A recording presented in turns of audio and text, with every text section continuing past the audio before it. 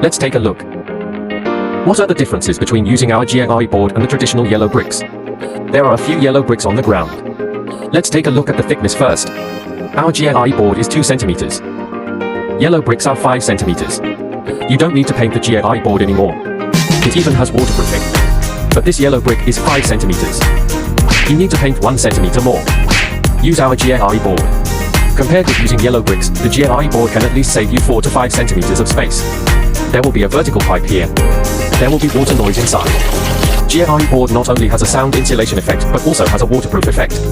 Compared with our traditional craftsmanship, if you use yellow bricks to build, you have to carve a hole in the middle to make a niche. A master will spend at least 1 day to build this niche. Carry the bricks, paint the bricks, and then waterproof them. But with our JIT board, it can be sold in 1 hour. It is fast and saves money. The effect is good.